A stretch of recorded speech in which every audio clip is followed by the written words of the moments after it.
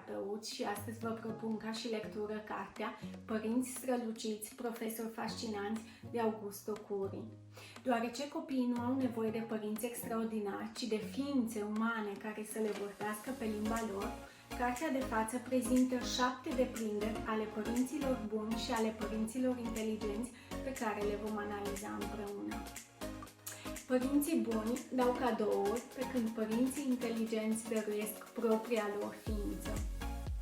Părinții buni vor să satisfacă nevoile copiilor în funcție de posibilități. Le organizează petreceri de ziua lor, le cumpără haine, telefoane, planifică excursii. Părinții inteligenți dau copiilor ceva incomparabil de valoros, ceva ce nu se poate cumpăra cu toți banii din lume, și anume ființa lor, prezența lor, povestea vieților. Părinții buni alimentează corpul copiilor, pe când părinții inteligenți le alimentează personalitatea. Părinții care nu-și învață copiii să aibă o viziune critică asupra publicității, a emisiunilor de televiziune, îi transformă într-o pradă ușoară unui sistem care nu-i consideră neapărat ființe umane, ci consumatori. Întrebați-vă mereu copilul: ce se întâmplă? Ai nevoie de mine? Te pot ajuta cu ceva? Pregătiți-vă copilul pentru a fi, căci lumea îl va pregăti pentru a avea. Ajutați-vă copiii să nu devină sclavii problemelor.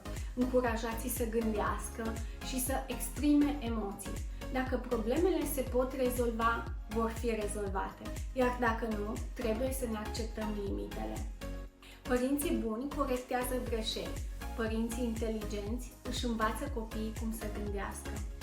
În ziua de astăzi, vechile tehnici educative și faimoasele predici par să nu mai funcționeze.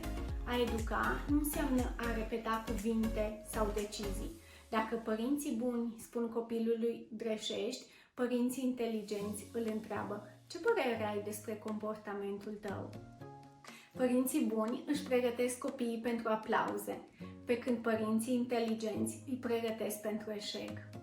Părinții buni educă inteligența copiilor lor, pe când părinții inteligenți le educă sensibilitatea. Stimulați pe copiii voștri să aibă obiective, să caute succesul în studiu, în muncă, în relațiile sociale, dar nu vă opriți aici. Ajutați-i să nu le fie teamă de insuccese. Viața nu este doar un podium sau o scenă. Perseverența este la fel de importantă ca și capacitățile intelectuale.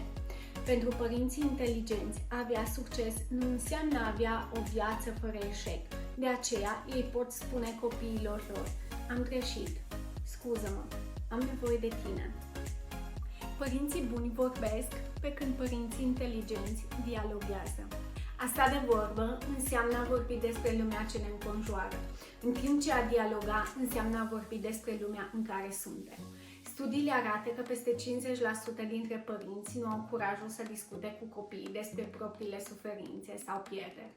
Adevărata autoritate și respectul nasc din dialog. Părinții buni dau informații, pe când părinții inteligenți povestesc istorioare. Cuceriți-vă copiii prin inteligența voastră, nu prin autoritate, putere sau bani. Știți care este termometrul care indică dacă sunteți atraat de copii? Imaginea pe care el și prietenii lui o au despre dumneavoastră. Dacă preferă și îi face plăcere să vă aibă în preajmă, înseamnă că ați trecut testul. Părinții buni oferă oportunități, pe când părinții inteligenți nu renunță niciodată. Părinții inteligenți sunt semănători de idei și nu doresc să controleze viața copiilor. Ei seamănă și așteaptă roadele. Nimeni nu și-a diplomat misiunea de a educa. Dacă mai de mult părinții erau autoritari, astăzi sunt copii. Învățați să spuneți nu copiilor voștri. Dacă ei nu vor auzi nu de la dumneavoastră, nu vor fi pregătiți să accepte un nu de la viață. Dacă ești un părinte inteligent, probabil că știi deja că mereu ne putem îmbunătăți calitățile de părinte. Iar dacă dorești să devii unul, îți recomand să citești această carte și să o integrezi în educația copiilor tăi. Indiferent că sunteți sau nu părinți, nu uitați să dați like și să distribuiți acest video și altor părinți. Aveți grijă de voi în mod inteligent.